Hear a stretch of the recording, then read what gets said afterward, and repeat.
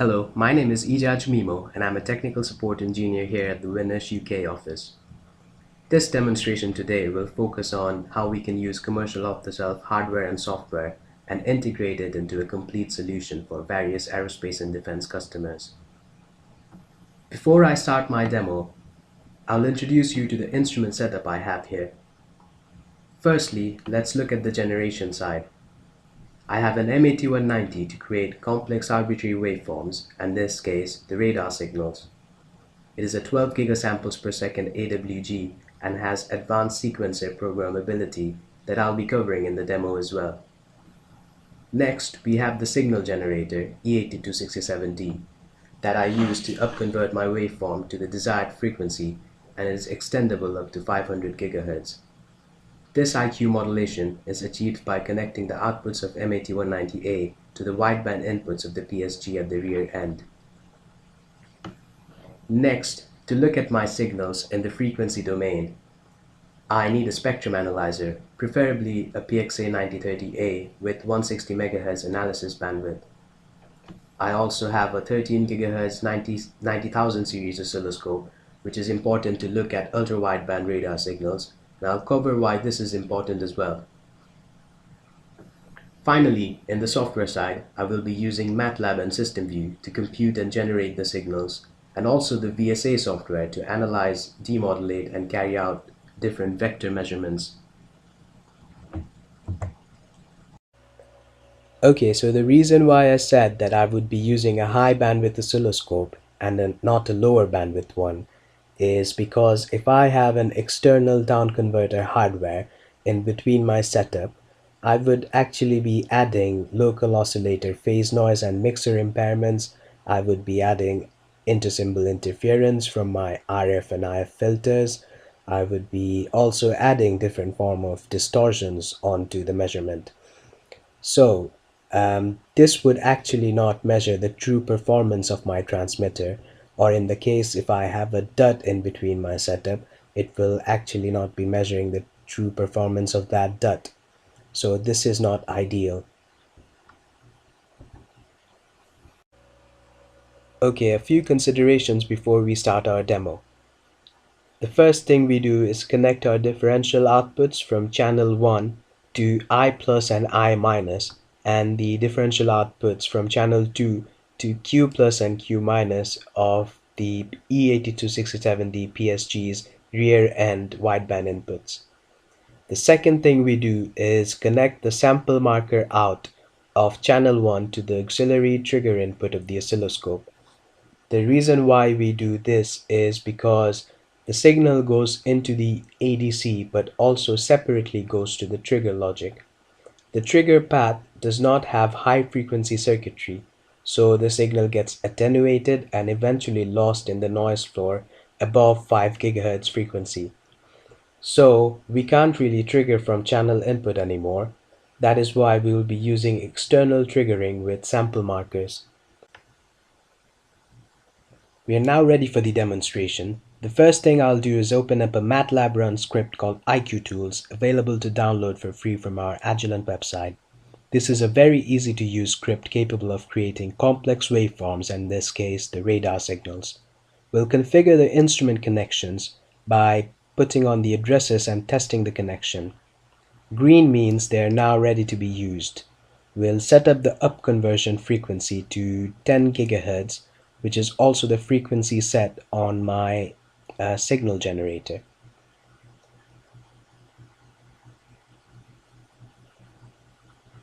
Before we generate any radar signals, we need to calibrate our setup and get rid of non-flatness due to the IQ modulators. The way we do it is simply starting with generating multi-tone signals. So we'll be generating 100 tones spread out in 2 GHz bandwidth. So I'm changing the values to -1 GHz to +1 GHz, and then I'll be pressing download and calibrating it using VSA software.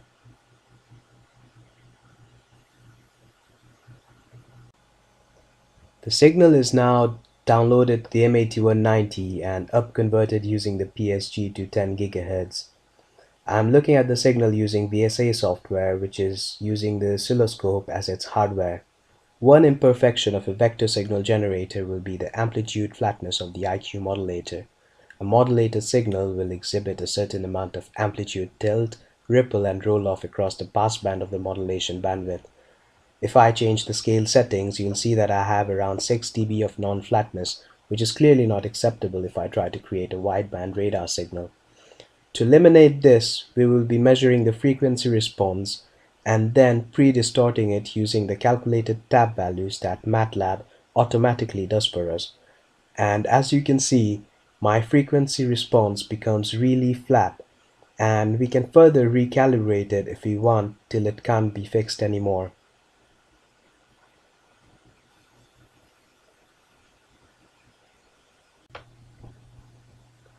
I'm now ready for setup with my calibration values. I will now generate a linear frequency modulated signal of 2 GHz bandwidth and download it. Once I load my pre-save setup, we can take vector measurements of the signal, group delay, wrap, unwrap phase of the signal. But as you can see, something's not right. The signal doesn't look flat because I haven't applied the calculated correction values yet. So I go back and take apply correction and re-download it to get a nice clean linear chirp. And there we go.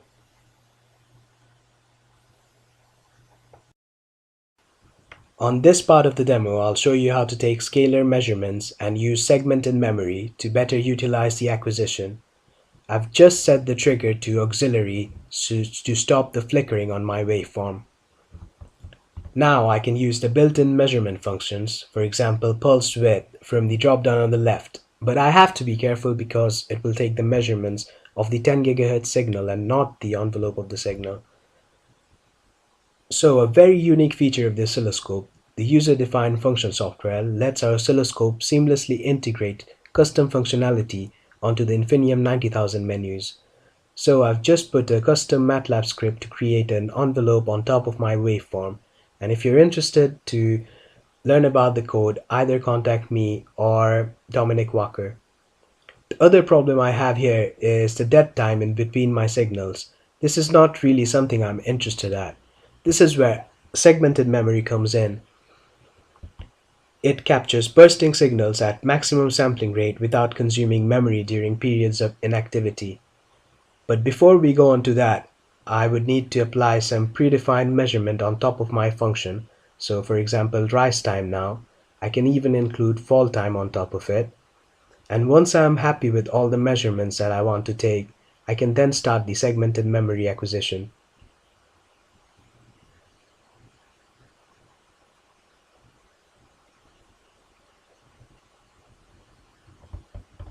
The way to start segmented memory acquisition is to first go on acquisition setup, and then we turn on the segmented memory, and for the purposes of the demo I will take 1024 segments, but it can go a maximum of up to 131,072 segments. So once I'm happy with all the setup, I press run, and this should take 1024 segments, and then I can go through each of my segments or each of my burst pulses to see if there are any irregularities.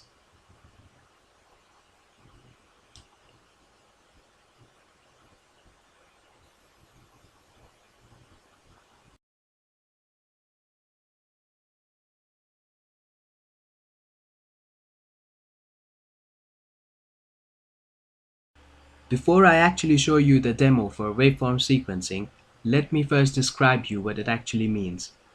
Probably the most important outcome of storing waveforms in memory banks is the feasibility of seamless waveform sequencing under the control of a sequencer.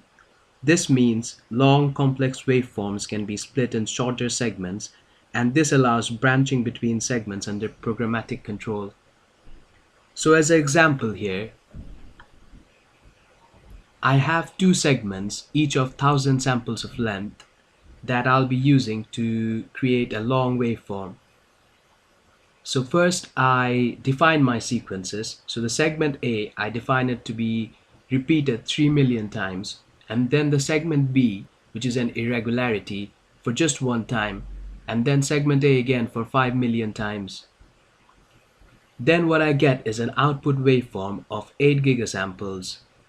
So what I've simply done here is synthesized a very long waveform even beyond the memory limitation of M8190, which is just 2 gigasamples, by exploiting the regularities in the waveform for the segment A.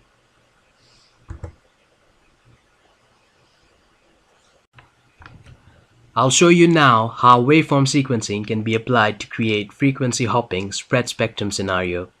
It is a method of transmitting radio signals by rapidly switching a carrier among many frequency channels. This technique is highly resistant to deliberate jamming unless the adversary has knowledge of the spreading characteristics. My plan here is I'll hop the carrier by 100 MHz across a 2 GHz spectrum with a linear chirp of 160 MHz bandwidth at Ku band. I chose 5000 repetitions so that my segment actually shows on the hopping on the spectrum analyzer.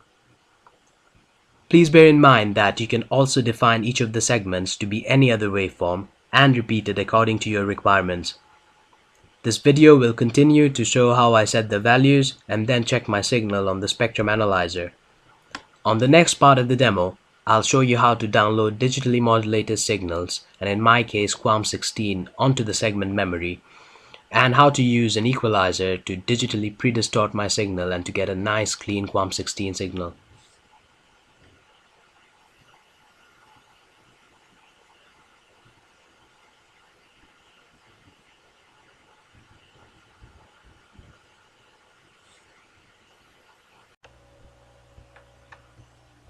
Onto our demo to download digital telecommunication signal QAM16. We will be using the default values set for the signal when I open the script, and then we will download the signal. I will recall a setup saved earlier which sets the center frequency and brings up digital demodulation. If we look at the EVM value, it is around 20%, which is clearly not acceptable. To curb this issue, we will turn on the equalizer by pressing Calibrate on the MATLAB script, and this will calculate the tap values by opening up two windows, one for real and the other imaginary part of the frequency response. Once it stabilizes, we're ready to apply our digital pre-distortion to the signal, and we will see the EVM to drop down to around 2%.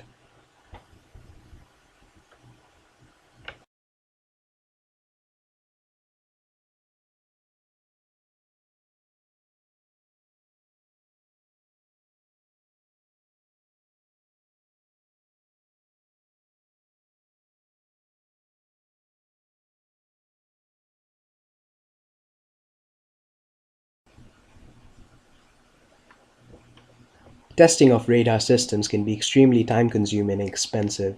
Radar transceivers must be designed and tested with realistic environment and jamming scenarios, which often involve costly outdoor ranges, chambers, and real-time hardware simulators. To dramatically lower the cost, Agilent System View can be used with Agilent test equipment to model many of these same scenarios. While it is always possible to design and test complex defense systems separately, ideally the engineer would like these two domains to be interlinked to enable a fully integrated approach to system development and testing. Today, with the demonstration of multi-radar scenario, it is advantageous for customers who are looking at ID detection and vegetation, identification of multiple and different radar and comm emitters at the same time, providing realistic background interference for performing threat classification, or quantifying effects of interference between different signals.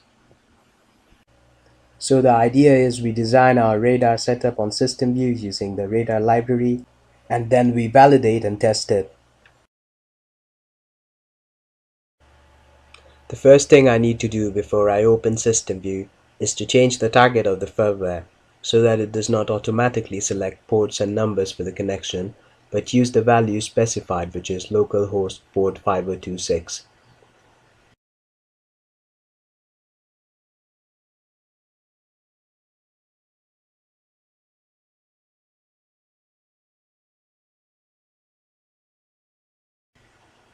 So now let's look at my design workspace, and I'll walk you through my plan for the demo.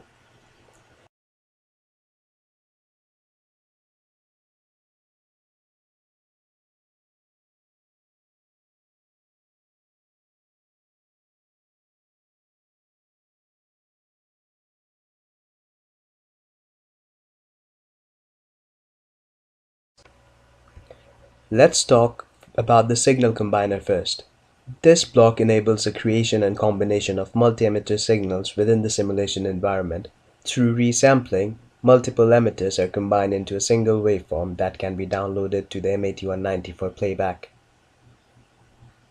In this example, 8 are barker-coded and 8 are LFM chirp waveforms. For simplicity, all signals were set up with the same pulse width and pulse repetition interval (PRI). However, these parameters could be easily changed. The individual carrier signals were spaced at 120 MHz intervals, and each signal had an 80 MHz bandwidth.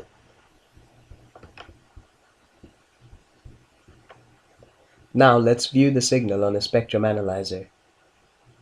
We will change the span and the center frequency of the spectrum analyzer to fit the whole pulse.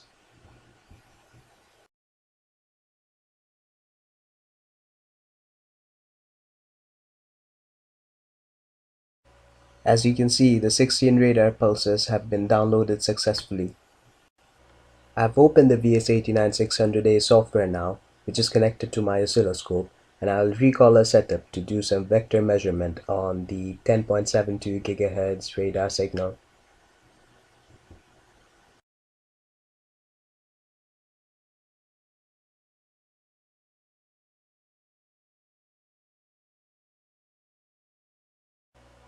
As expected, the signal at the 10.72 GHz is an LFM chirp, and we are using gate time now to take our measurements.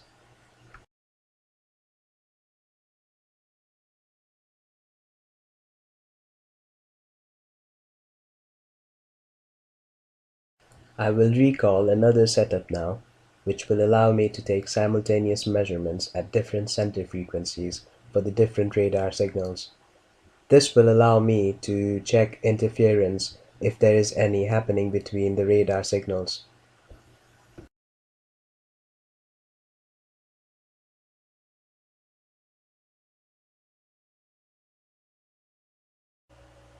Thank you very much for listening. This concludes my demo for today. If you have any questions, please feel free to contact me on the details provided here. Thank you and have a nice day.